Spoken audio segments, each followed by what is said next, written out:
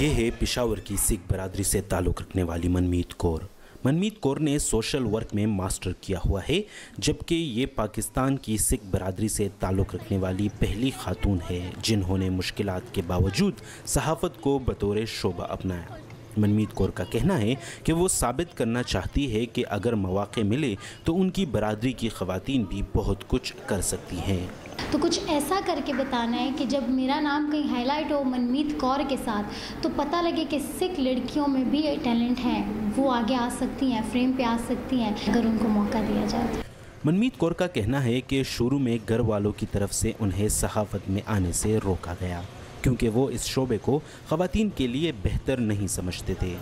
नहीं, जब मैं इस फील्ड में आ रही थी तो मुझे भी यही सुनने को मिला कि मनमीत बहुत गलत जगह पे जा रही हो, जगह जगह फिरना पड़ेगा, लोग गंदी नज़र से देखेंगे, ये करेंगे, मनमीत लोग बुरा समझेंगे। तो बट मैंने सोचा कि नहीं, आखिर कब तक हम इसी सोच पे बैठेंगे, जाके तो देखें ऐसा है कि नहीं है कि ये सिर्फ एक गॉसिप पे बिलीव करके बैठे हुए हैं। जब मैं इस फील्ड में आई हूँ ऐसा कुछ भी नहीं है, बहुत रिस्पेक्ट दी जा रही है।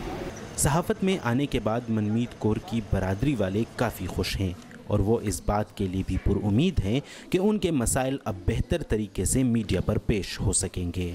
हम इस पर फख्र करते हैं कि मनमीत कौर जो है वो सिख कम्युनिटी से फैली जो है रिपोर्टिंग या मीडिया में ये आई है, तो जो सिख कम्युनिटी के मतलब मसले मसाइल होंगे इनको भी उजागर करेंगे। मनमीत कौर कहती है कि उनकी कम्युनिटी की बच्चियां उन्हें एक रोल मॉडल के तौर पर देख रही हैं।